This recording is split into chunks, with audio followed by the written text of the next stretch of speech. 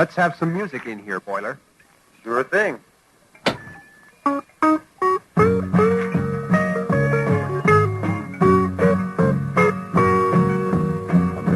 Sunshine down, but I see only one. When I think I'm over you, I find I've just begun. The years move faster than the days. There's no warmth in the light. And how I miss those desert skies, your cool touch in the night. Benson, Arizona, blue warm wind through your hair. My body flies the galaxies, my heart longs to be there. Benson, Arizona, the same stars in the sky, but they seem so much kinder when we watch them, you and I.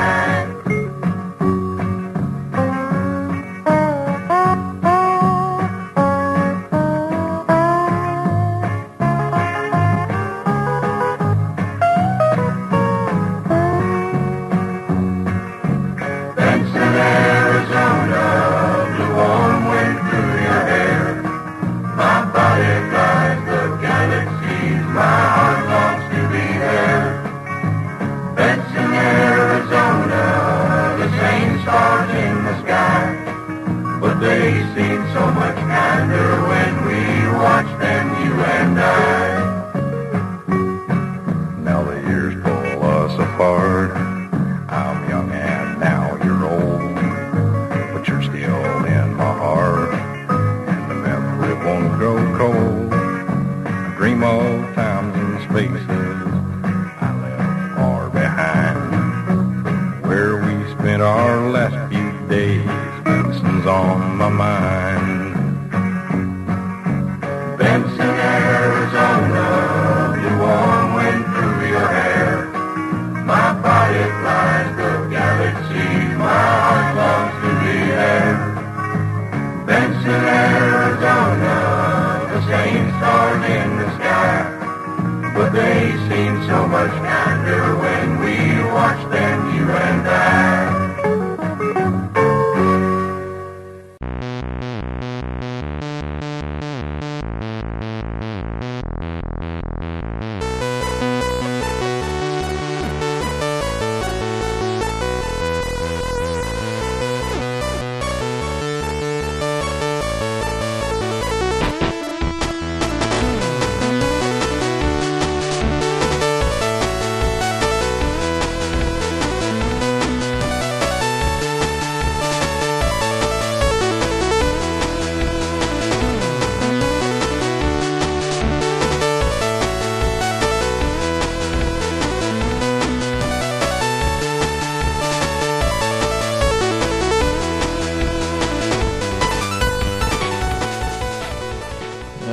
When this one post episode Exploding Confederate Submarine.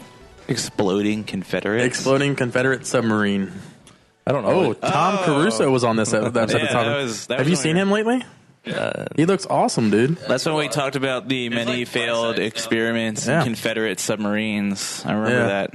Oh, it was Dwarf Fortress. Dwarf Fortress is the first thing listed right there. You know, Tom's on. That's what it is. Tom's is all over that shit. Fable 2, Max Curse of the Brotherhood, Guacamelee, Shadowrun, and XCOM Enemy Unknown.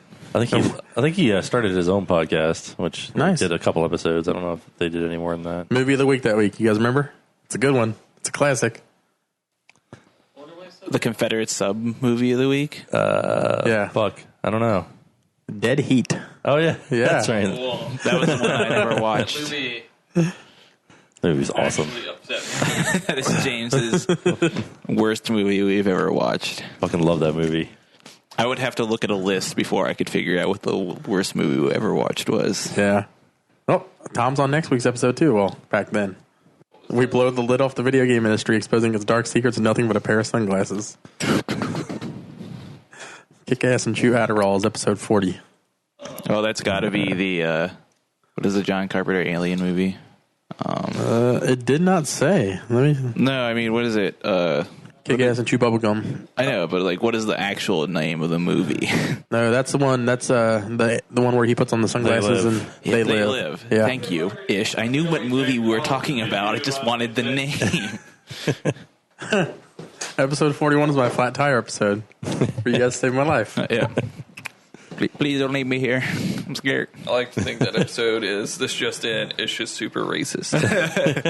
And then, I can't leave my car. There's black people outside. The same dude asked me for a lighter and 3 times in about an 8-second period. They're circling me like sharks. And to him, it was the first time he'd ever asked each time. I should go turn off the open sign too. Maybe he was stuck in some sort of time loop. Oh, episode 42 is James's favorite of all time, the Marvel Puzzle Cast. Benson, Arizona. I don't think he was actually on that one. So. Was he? I don't think he was. It was just me. I think it was just me, you, and Danny. So we talked about it the whole time. Bodies flying through. Yeah, Matt, Ish, and Danny do, and they talk about it a lot. To be there. Yep. They just.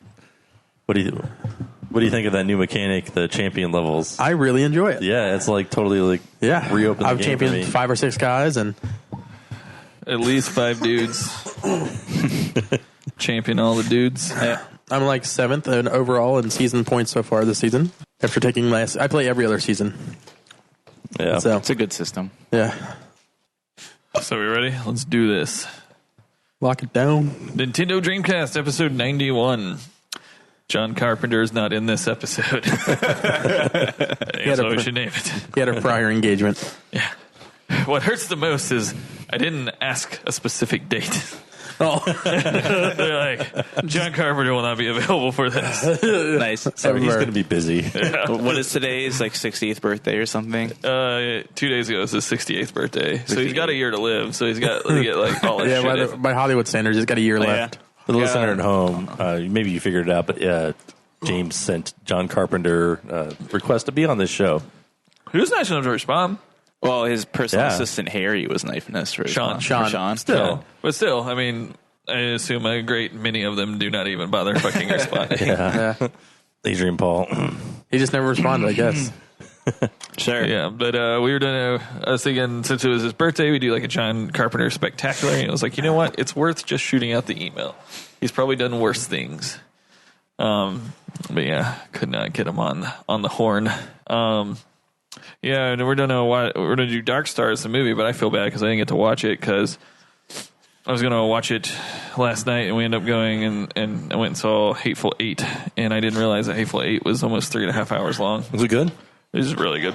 Did you see it in 75 millimeter or whatever? 70 millimeter? No.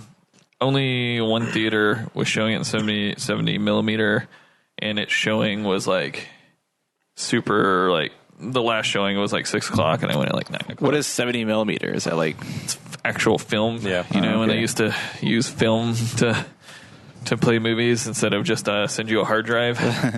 But the movie was shot in 70 millimeter. It wasn't shot in digital, and it was meant to be screened in that format. And so there's like they sent out a limited number of those, and there's one that's making the rounds in Cincinnati, but I think it was at it wasn't at the Esquire, which surprised me. It was somewhere else. I forget where Marymount? exactly. Maybe. But yeah, I mean, it was just as good in digital. I don't really care about the format in which I'm watching the movie. It was really good. My biggest part, I know there's several different like levels of Tarantino fans, but for me, he does I'm a big dialogue person. And he just writes the best dialogue, in my opinion, in his movies. Like this whole movie is 3 hours of dialogue and like 10 minutes of not dialogue. Yeah. And just the conversations are very pointed. And he does a really good job of talking about like things that he wants to talk about without making it obvious that's what he's talking about. So they're always like, you know, tales and parables and shit that he's woven into his movies and the conversation. Like for me, Kill Bill is my favorite Tarantino flick, as I'm sure a lot of people. But my favorite part of Kill Bill is that last 15 minutes where Bill's making a sandwich and they're talking about Superman and stuff and like the inevitability of what's about to come and death and everything. And I thought it was really well done. And I assume most people's biggest like thing is when she chops like 100 dudes in half, which was also like a really, really cool scene visually. blood. Yeah. Crazy. But I just really, really like his dialogue. And I think I'm a big fan of reading, and I think that's as close as I get to reading a book visually is to watch a Tarantino movie. He always gets a really good performance out of whoever is reading his dialogue too. Kurt Russell, oh my god! Like I really, after watching that, I'm really sad that Kurt Russell stopped doing stuff like after the '90s, really, because he just. I was telling Danny, it was almost like seeing Jack Burton as an old man. It was very, very Kurt Russell. It was very, very awesome. And I don't know what it is about Samuel L. Jackson, but there's no other director that gets the level of performance out of Samuel L. Jackson that he does. And it's not even like close. Like if you see Samuel L. Jackson in other movies, it's like, I am Samuel Jackson. But in a Tarantino movie, it's like 2,000%. You can tell he's trying to do what Tarantino would tell him to do, like in the other movies he's in. But and I think Tarantino knows how to write him better than anybody else. So it's like very specific. Like this is you, and he's just one of those directors. Like with Uma Thurman, Samuel L. Jackson, like he writes for those those actors.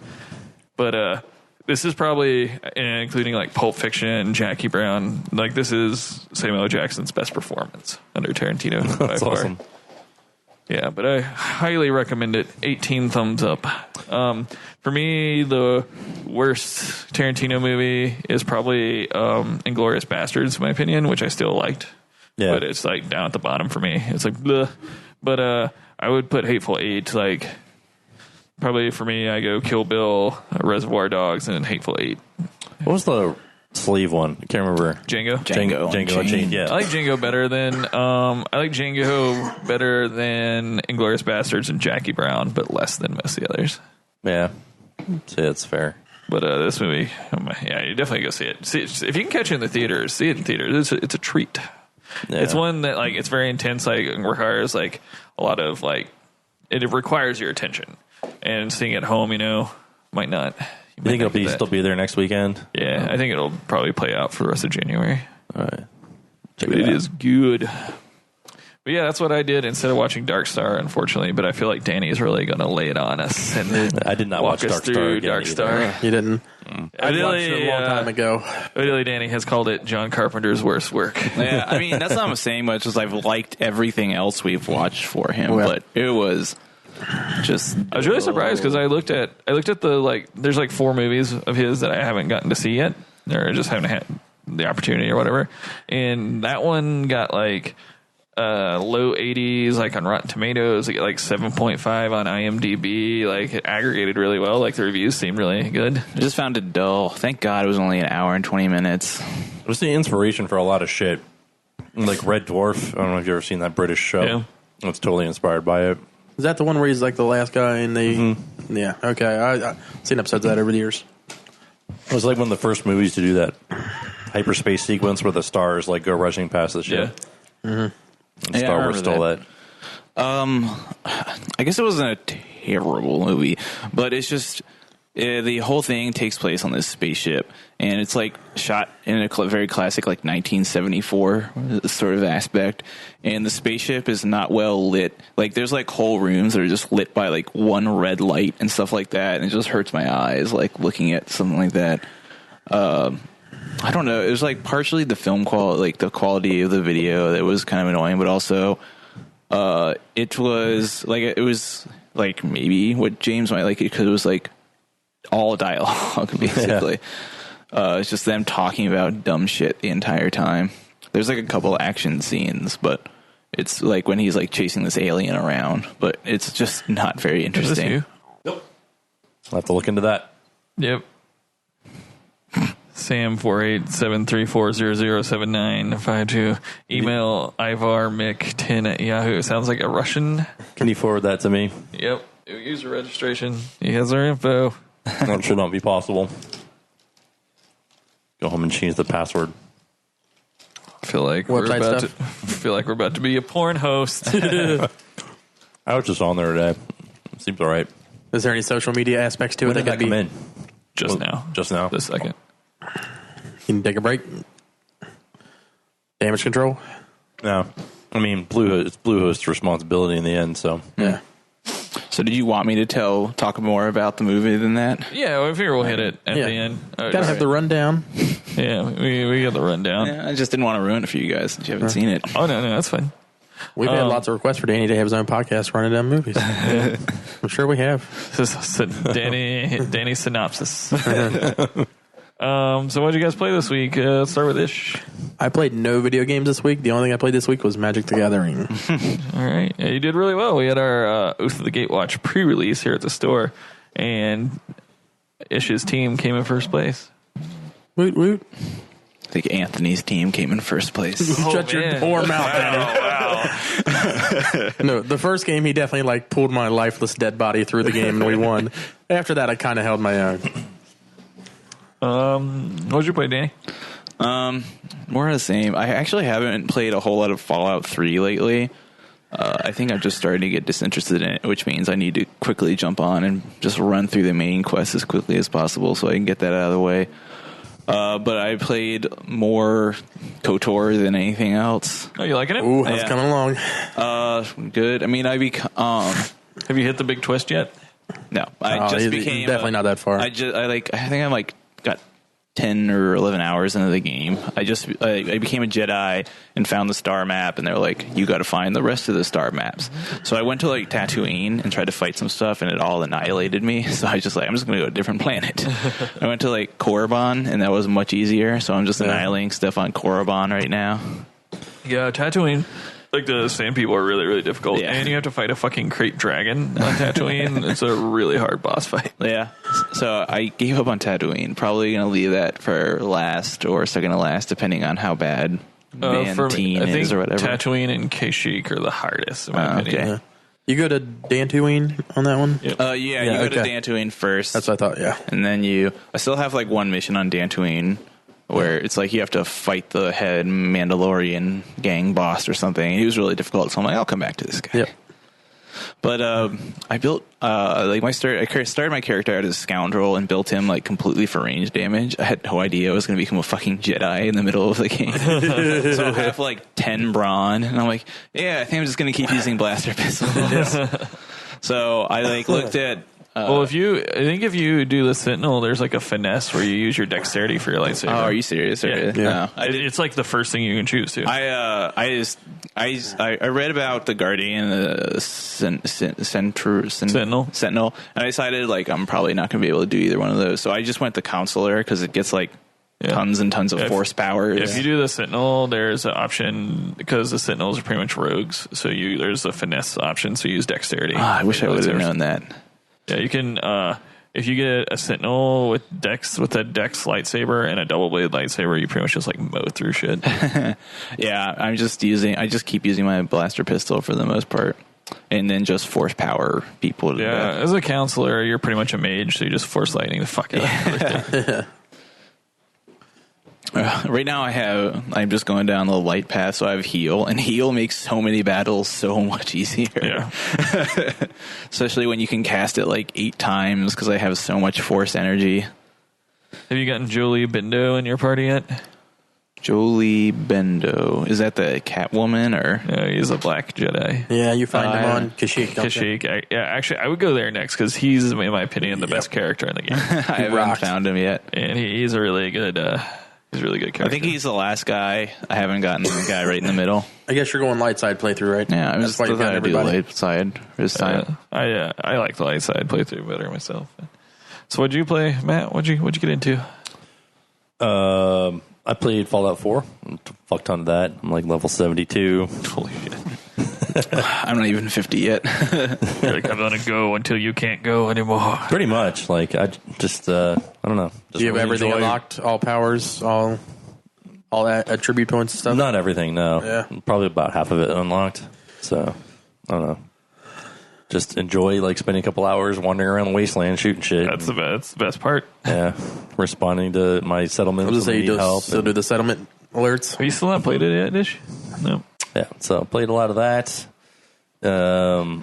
Played some Grim Fandango Remastered. Nice. I don't know. That game is super old. It's really kind of obnoxious to play. Feels dated. Yeah. So played about an hour of that, and it's I'm done. Yeah. So that's about it. I started playing Suikoden Tierkreis or whatever. It's pretty good. It's very Suikoden-y, except they took out the rune system, which is kind of annoying. So, but there's still like magic powers and stuff. I only got to play like an hour of it, but so far it looks pretty cool. Other than that, it was pre-release for a new Magic the Gathering set, so I was here all weekend. It was very tiring. Yeah. What we got in the news this week, man? I mean, video game news, Danny? Danny actually is the one who pulled most of the news. Yeah, I just like jumped on real quick and tried to pull a bunch of stuff. We are in that one of the 3 or 4 video game voids that occur during the year, where I usually just end up spending this time playing like legacy games that I missed out on, like KOTOR and stuff like that. Really, really surprised we haven't heard anything about the NX yet. I don't know what they're waiting for or what. Probably E3. I mean, when is E3? Like June? May or July. Isn't it May? May. I mean, I feel like that's probably what's everyone's saving up for right now. Like, why announce games now when you could just announce them at E3 and they'd get like 10 times as much attention? I read a thing on one of the the Pokemon subreddit where like people are very upset that they, we got like X and Y, and then like last year was the first year in like 5 years in a row that they haven't released a Pokemon title in the fall, and someone claims to be a Nintendo insider, and the reason is because the next Pokemon title is an X title because it uses the handheld portion of it or whatever. So I guess I can see that, but if it's not on 3DS, there's going to be we're gonna have some fucking problems. Just a couple of different things we haven't talked about. I remember a long time ago we talked about how Square Enix launched a new division they were calling Shinra for like mobile gamings, or it was either like mobile cloud gaming. But they couldn't find any investors to like fund any of the projects, so they just closed it. They're not doing cloud gaming anymore. Oh, jeez. You posted an article about a bunch of fixes they're doing in Fallout 4, like fixing the McCready perk pat bug and stuff like that. Oh, yeah, that's right. Like, I have nothing in perception because, like, I don't need it because of that bug. So I've, like, been steadily trying to build up my perception because once they fix that bug... What's that bug do? It makes your like every headshot like a 95% chance of getting it. And you played Devil's Third, didn't you, Ish? Oh yeah. Sorry, were you John? Devil's Third. Have you guys heard about this at all? I heard that it was one of the worst games. Like that they tried to sweep it under the rug. It was so bad. I remember we talked about it in that respect. I've played 2 levels of it, and it starts out you play as a guy named Ivan, and a buddy of mine said it was really good, so that's why I picked it up because apparently it's kind of hard to find now. But I found it at a Walmart in Carrollton, Kentucky. And so I bought it, and I was playing through it, and just the game itself starts. You play as a guy named Ivan who's covered in tattoos, and it like pans down on a prison. I want to say it's like Poland or somewhere. You're in a prison. I forget the exact. It has like gulag. Yeah. So it goes to the basement of the prison, and you're doing like a drum solo in your cell, like in a set of drums. And then all of a sudden, like as it's panning through the prison, you can see that there's fires. There's a riot going on. Doesn't really give any details and stuff. And then when you get in, like this hollow screen appears in your cell, and it's like a U.S. general pops up and says, "I need you to get out. I need you to come see me." So that's the only thing I've been given is I'm trying to make it out of the prison. And yeah, he just has crazy moves. You can shoot guns, and like it has. You can choose to go bullet mode on any shot that you take. So like you shoot it, and you'll follow the bullet to wherever it hits, which is pretty neat. And then like there's some bullets you can get that when you shoot people, they leave like trackers in them, so you can track them later and stuff if they're trying to run away. But I've done 2 levels. I'll talk more about it after I beat it, but I haven't playing much. There's not a whole lot of gaming news, but there's a lot of tangential sort of nerd news. Like the next expansion in D&D's like adventure sets is going to take place in Ravenloft, which is the big vampire world in D&D. Yep. I was surprised. I figured they would hold it back for like the fall to get that Halloween release in, but yeah. We're getting season 2 of Jessica Jones, and if anyone wasn't sure about that. I am super excited. Not only that, but I didn't realize season 2 of Daredevil is coming out so soon. So it's comes out in March, which I've been been following the production of that really closely. The dude from The Walking Dead as Punisher looks pretty sweet.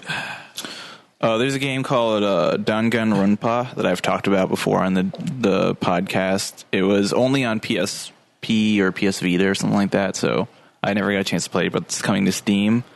It's just it's like a Japanese anime sort of visual novel where everyone's locked into a school, and the only way to get out is to murder another student, and then they hold a mock trial, and then they execute someone as the culprit. And if you murder someone and don't get executed as the culprit, you get to leave. But that's the whole plot of the game. Sounds like the worst. Yeah, sounds very... Yeah, it's a popular genre in Japan called a survival game. Mm-hmm. The only other thing really is that the Microsoft is appealing to the Supreme Court to hear a class action lawsuit against the Xbox 360 disk scratching issues. It was like a 2007 class action lawsuit. And it's like they're trying to get the Supreme Court to talk about it. Oh my god! Did you guys ever have an issue with that? Where the 360, if it moved, the laser would scratch. Yeah, if it moved at all, it would put a ring right around the inside of the disc. Yeah, I never personally had any problem with it. Well, who moves their console when it's spinning? Yeah, whatever. The only other thing I found that was interesting to me, at least, was that the Dark Cloud and Dark Cloud 2 were coming to PlayStation 4. They were both PlayStation 2 games that I really liked. I played through the first one entirely. I never finished the second one. I just got an email from you. Okay. I thought they were really cool games. I don't know how expensive they're going to be on PS4, but if you've never played them before, they're nice to check out. They have a sort of Minecraft-ish sort of feature to them. Not really. I mean, this is like PlayStation 2, but the part of the plot of the game is that whole towns have been like erased from existence, and you go into a dungeon and you unlock different buildings of the town. Like you find them trapped in little crystals, and you come back to the surface and you put the towns back together. And you can assemble them however you want, but the different people that live in the towns will have requests, so you kind of have to feng shui your town. Like they're like, I would like my house to face east or something like that. And if you like finish all the requests, you get like a little bonus or something. That sounds cool. Yeah. You've played that before then? Yeah, I've played Dark Cloud 1 all the way through. I've actually never finished Dark Cloud 2, and after I read this article, I remembered I had downloaded the torrent ISO for it like 2 years ago, thinking I might play it on my computer, but I never started it because I hated playing it on a keyboard. But now that I have an Xbox One controller, I can hook my Xbox One controller up to it and play the game, so that's what I actually did for the last hour before I came here. Nice. Yeah.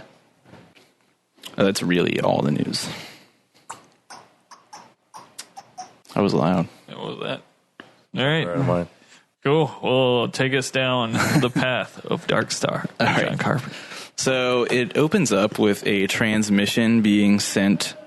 It's like really, really like cheesy sort of like incoming transmission, like bleeping on the screen and stuff like that. And it's a black and white transmission of some guy from NASA like talking to the crew of the Dark Star, and he's just like answering questions they sent beforehand. Apparently their Commander Powell, was recently killed by a radiation exposure when a part of the ship's hull got blown off or something in an incident. So they requested radiation shielding, and it got denied because they couldn't get a transport ship out to fix their thing. And when the transmission ends, you're just taken. There's just 4 guys on this spaceship, and it's like really cheesy looking. It's like 1974, so it's like even worse than the original Star Wars spaceships in space, you know. And apparently what they do is they've just been flying around for the last 20 years, blowing up planets. They do this because there's starting to make an effort to colonize worlds and other systems, but there are unstable planets like planets that have like decaying orbit and stuff like that, where after like 2,000 more cycles around the sun, their sun, the path will crash into the sun because it's caused the sun to supernova. So it's not great if you're trying to habitatize that system. So they fly around in space, as far as I can tell, all they've been doing. And apparently they've only blown up like 19 of them because they're on their 19th bomb. And all the what happens when the bombs come out is the bottom of the ship opens up and it lowers it down. And all the bomb it looks like a freight like container with the number like 19 like brushed onto it. But they've given the bombs like AIs. Okay, I thought they were robots. The bombs like talk to them, like, and they're like talking back to the bombs. They're like, "Bomb, do you remember when you're supposed to blow up?" And he's like, "I am programmed to blow up in 6 minutes and 30 seconds." And he's like, "All right, that checks out with us." So they don't even shoot the bombs. They just like drop them onto the planet, Like a bomb. Yeah, and then just like hyper jump backwards to get out of the blast radius. So that's what they do for the beginning of the movie is just blowing up the first planet. And there's a little orb on top of the spaceship where this guy named Tauby spends all his time, and he just likes looking at the stars and stuff. And he makes like diameter approximations on planets before they blow them up. After that, it's just a kind of like slice of life story of 4 insane guys living on a spacecraft. Yeah. Like, they just get bored and do stupid crap. Like, they have a gun, and they took like a big metal sheet off the heating unit and just shot at it for a little while. And then there's like, one guy's like just shooting it, and you're like, there's like another guy called Pinback. He's like, "You're not supposed to do that. It's not safe." And he's like trying to grab the gun away from him.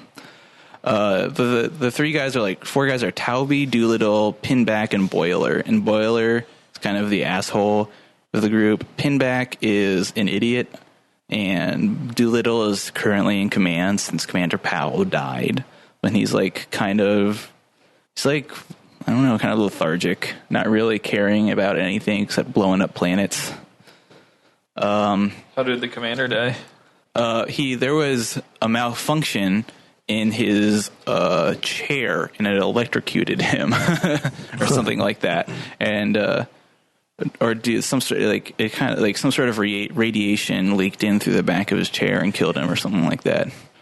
And Pinback sits right next to where Commander Powell sits, so they had like a log they sent back to Earth, and he's like Pinhead keeps like.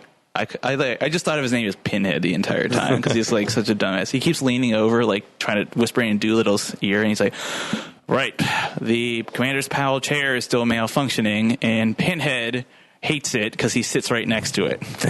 That is all." Oh, and he's like, "Container 9 self-destructed last week, taking out our entire supply of toilet paper."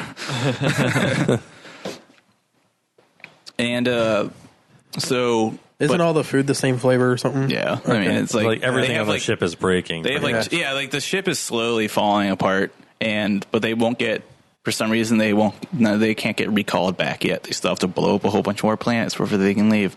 But they've been doing for 20 years, though it's only been like 3 years on Earth or something like that, or maybe it's the other way around. 20 years on Earth, it's only been 3 years for them. Mm-hmm. Whatever that physics math is. They always say like time dilates the further you go from Earth. Yeah, especially when you're jumping through hyperspace. But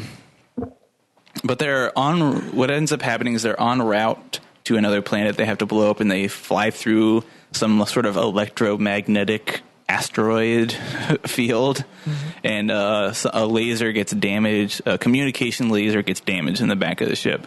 And of course, like, everything's breaking, so they don't give a shit. They're like, whatever, we're just going to keep blowing up planets. And there's like, it spends like a good hour, maybe 45 minutes of the movie following this story where Pinback had found an alien at one point in their travels and decided to keep it because he wanted to have it as a mascot for the ship. Mm-hmm. And I'm usually pretty impressed with John Carpenter's practical effects. The alien that they found was a painted beach ball. with two little legs glued onto it. That was the alien. I'm going to Google this. It's real ridiculous looking. Yeah. And it just like completely fucks with Pinback. It just fucks him. It like jumps on his head and is just smacking him, and it escapes, and he spends a really long time chasing it. And at one point the thing like flies over an elevator shaft, and he like puts a ladder down to climb over the elevator shaft, and then the thing flies back over it and then moves the ladder, and he's like, "Oh, son of a bitch." And he's like shimmying on one little like ledge on the elevator shaft, but the big fucking beach ball is blocking the path into where he needs to get back. He's like, move, you fucking thing. And then the elevator turns on and starts moving down. So he has to like hang on to the bottom of the elevator. It just goes up and down randomly for some reason. And he unscrews a little panel on the bottom and climbs through, but it's too small for his waist. And so he just starts pushing buttons on the elevator panel until one of them goes like, we're going to blow off the bottom of the elevator now. And he's like, that sounds like a good idea. And he just presses one, and like, it's like two little, there's like apparently these little exploding caps that blow the bottom of the elevator off. And that's how he finally gets out. And then he gets an anesthesia, like a little gun for the tranq dart in it. And he shoots the little thing, and it just pops and just like flies like like a balloon. And he's like, apparently it was just hot air. How does it survive? It's just hot air. Probably the best part of the movie is right at that part where Pinback tells his background story. He's like, do you want to know how I became an astronaut? He's like, they're like, you've told us this story like 4 years ago, Pinback. He's like, oh, well, I'm not really Pinback. See, I applied to be an astronaut, but you need a score of 300, and I got a 53. So they put me on fuel maintenance. And he's like, one day I was just cleaning some vats of fuel when this astronaut walks in stark naked carrying a spacesuit and just jumps into a tank of liquid fuel. And they're not safe. This ain't safe. So I was going to like jump in and rescue him. But first I put on his spacesuit and for like protection. And then this other astronaut runs up and goes like, Pinback, we need to get out of here. We're about to launch a space shuttle. He's like, I tried to tell him I wasn't Pinback, but I couldn't get the spacesuit shit radio to work. And so that's how he ends up on this spaceship. Totally Don Drapered it. He's just like a janitor that got put on a 20-year mission to blow up planets. And he has a video diary, and it shows his video diary.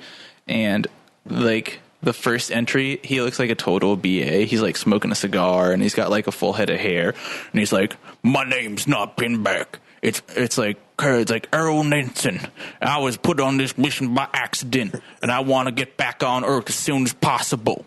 And then he's like, then like the next journal entry is like his hair is all disheveled, and it's like starting to fall out, and he's got like this like little tilt to his head, and he's like, hey everybody.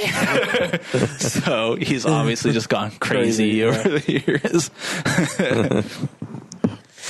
The movie ends when Taubey discovers the malfunction is a communication laser in the back of the ship, and it's in the emergency airlock, and he goes in to like fix it. And the computer even tells them, don't try to blow up another planet until you finish fixing this. But they are all sleeping, so they didn't hear it. And Taubey's trying to fix it, and they're just going on their way to launch another bomb. And during the course of the movie, the bomb has accidentally deployed like 3 times because the communication laser is fucked up, and it keeps giving the bomb the message to blow up. And it's like a sentient robot sort of bomb. Yeah, it's a smart bomb. He's like, please, let me explode. And he's like, I'll go back inside, but this is the last time. And so they're deploying the bomb to explode, and at the same time Taubey is trying to fix the laser, and there's like an accident, and he accidentally steps in front of it and disrupts the communication, and they aren't able to drop the bomb. So it's like got 20-minute countdown, but it's just still attached to the bomb bay doors, and it's like we're gonna die unless we can get this bomb to stop. And then like the bomb refuses to disarm, and he's like, it's not my programming to disarm. I'm going to explode in 14 minutes. So they have Commander Powell on ice, and have hooked him up to some sort of machine so they can talk to him while he's dead. And they're trying to ask him if there's any other way they can disarm the bomb. And Commander Powell tells them to teach the bomb how to disarm it. Something. I can't remember. Engage in like philosophical discussion. Engage in so he does. He just Doolittle goes out in a spacesuit and starts explaining the basics of existential philosophy to this bomb. And he's like, "Do you exist?" And he's like, "Of course I exist." He's like, "What proof do you have that I exist?" I think, therefore I am. So it was intuitive that I exist. Intuition is not concrete proof. And he's like, what proof do you have that anything exists? And he's like, my sensory relay tells me things exist. And he's like, what if your sensory relay is giving you false information? So he's like, I never considered that. Maybe nothing exists. And he's like, exactly. So the order for you to detonate might have been false sensory data. And he's like, I'll have to think about this. And he turns off and goes back into the ship. And he's like, oh, wow, crisis averted. Meanwhile, Talby's still in the emergency room, airlock room trying to fix stuff. So Doolittle goes it'll be too hard for me to get back up to the top of the ship and go through the regular landing bay. Open up the emergency airlock. So when they open, he just Talby just gets sucked out into space and he's got a spacesuit on him. He's got no jetpack, so he's just flying out into nothingness. So Doolittle goes after him, and while that's going on, Boiler and pin back to check on the status of the bomb, and the bomb goes I am not listening to you. You are false information. And then he starts quoting Bible scriptures. And then he's like, there was darkness, and I said, let there be light. And just explodes. So now the ship explodes, and Doolittle and Talby are just floating around in space. And Doolittle talked about earlier in the movie, his favorite thing back on Earth was surfboarding. And earlier in the show, Talby had told him that the system they were going to had a group of comets called the Phoenix Comets flying through it or something like that. And so Talby's like, look, I see them. The Phoenix Comets, they're glowing. And there's all these glowing lights in space. And he's he does this thing. He's like, I have joined them, Doolittle. I have joined the Phoenix Comets. I will fly through the galaxy with them forever. Meanwhile, Doolittle is just kind of on a collision course of the planet. And he's just going to burn up in the atmosphere as a falling star. And he's but he's flying through the debris of the spaceship, and he catches a big plank of metal, and he's like, wait, Talby, I've got an idea. And in the last scene of the movie, it's just him just surfing through space on this damn piece of metal. Yeah. As he crash lands on the planet. I was actually reading about it on Wikipedia, and it's a comedy. It's 100% a comedy. I know. It's a dark comedy. Yeah. Well, I was also reading about the beach ball, and they I guess they made another alien, but it wasn't funny enough. Nobody laughed at it, so they decided to just make an outlandish beach ball. It had to be a comedy. There was no actual tension or horror in the entire movie, but it was just I just found it dull. It was supposed to be a 68-minute student film, and it killed at the film festivals. And so some guy bought it and asked them to add another 15 minutes on to make it feature length. So they tacked a bunch of stuff onto it. It just does not age well. So it took it from really good student movie to kind of mediocre feature release. So it just doesn't age well. Interesting. Well, I'll have to watch it because you made it sound very entertaining. So now I actually want to. I do like that movie. It is one of the worst. It's one of the few John Carpenter movies I've never seen, so I went to see it. Benson, Arizona. Do like its theme song. It used to be on YouTube. I was hoping to watch it there, but it's not anymore. They open and close the movie with that song, a song called Benson, Arizona. I was looking to see what John Carpenter related video game stuff there is out there, and I did not know, but he narrated Fear. Oh, really? Like Fear 3. Yeah. I had no idea. And Fear evidently, games rock. he is huge into video games. He puts out a yearly top 10 list. Yeah, with like Giant Bomb or whatever. Yeah. Which I thought was kind of cool. He talks about like what he would make and what video games he likes and stuff. Evidently, he really, really likes Borderlands and Assassin's Creed. Of course he does. And Far Cry. Those are like his three video game franchises. I don't know. I always thought he'd be more of a Fallout fan, actually. He liked Dead Space a lot. He likes he hated Skyrim and Fallout because he's narration based gameplay. Oh, right. So they don't have any, like, you know what I mean? Right. He's super into narrative, and there's not a whole lot of that. He wants there. a story. Like he talked about Dead Space for a really long time and how he thought it was one of the best like horror games. Oh, that's great. Dead Space is awesome. Yeah, the original Dead Space is great. 2 is still not bad either. 3 I did not like. I've not played 2 or 3. 3 is poopy. I played 1 and 2. I liked them both quite a bit. Like 3 got it up too up its ass about like customization and free exploration and stuff like that. It was on his list. He said, how could he pass up snow and horror? I guess it takes place on like a snow planet. Eventually. Yeah. But I guess I could see that. It does. I mean, I never finished playing it, but it does become sort of like a thing, sort of. Yeah. He said he was very like open to doing his own like video game series and stuff, which would probably never happen, but I'd like to see it happen. Especially with like what happened with Guillermo del Toro. I think just the video game industry, like the profit margins are outrageous, and they don't want to cut into their margins by bringing in like film directors and stuff. You know, Yeah. they don't really. I mean, in like to bring somebody like John Carpenter and Del Toro in, like you have to have a certain amount of money in your budget, and they still sell like anytime they shit out a video game, they sell 2,100,000 copies of it. So they're like, why? At the same time, Why like, fuck with my margins? John Carpenter could totally make like a shitty video game with like RPG Maker, and it would probably be awesome. Yeah. Did you ever play the Thing game? No, I did It was okay. on the original it's Xbox. supposed to be like a classic game that nobody played. Yeah, I liked it. I bought it just because of the Thing. I played it on my Xbox over Christmas break in like 2002. It's supposed to have was like great. a lot of like emergent gameplay type stuff in it. It was scary as shit. Yeah. Yep. Yep. What else we got, guys? What else is going on? Yeah. How was your week? That was good. So busy. So busy. Yeah. I want to do more for John Carpenter's birthday, but maybe we'll save it for our 100th episode. We can have a John Carpenter Highlander episode. I still haven't heard back from Adrian Paul, but maybe we can get him in. Maybe I'll have to just do it.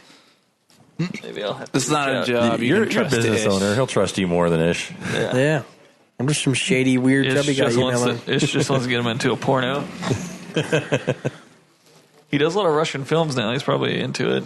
But yeah, whatever. Does he? Yeah. He does a lot. Because I follow him on Facebook, he's always in Russia making like really cheesy sci-fi movies.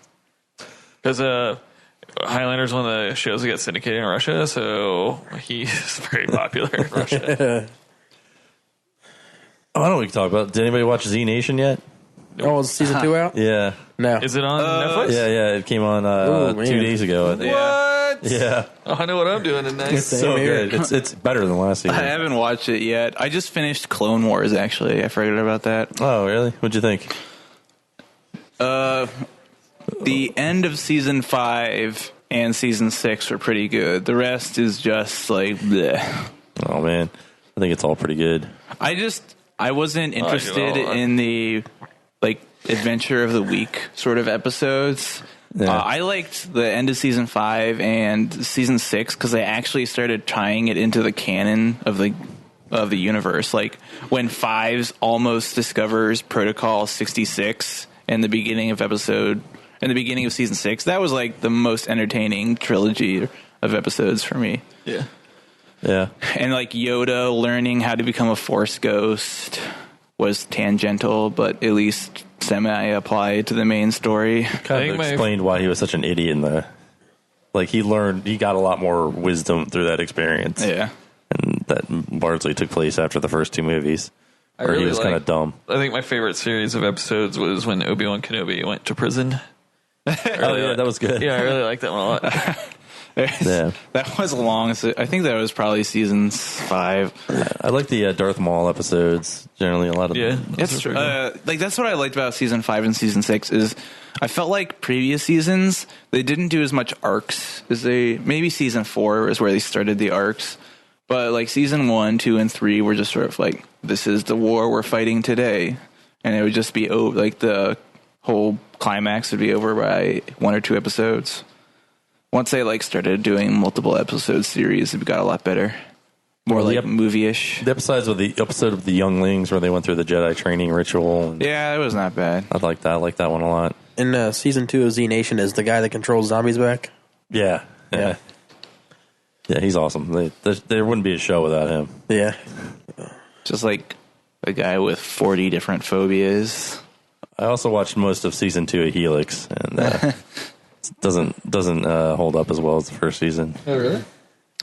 I've been watching season 7 of Parks and Recreation because I didn't realize there was a season 7 of Parks and Recreation. Takes place, what, 30 years? Or no, it's just 3 years? 2017. Yeah, 3 years in the future. Oh, yeah. I'm trying to think of what happens in this season. They go through the land war with Grizzled. Yeah. Well, like, the whole season is kind of funny because it's just predicting stupid pop culture fads and stuff like that. Like, what's his name? Who's the... John Ralphio?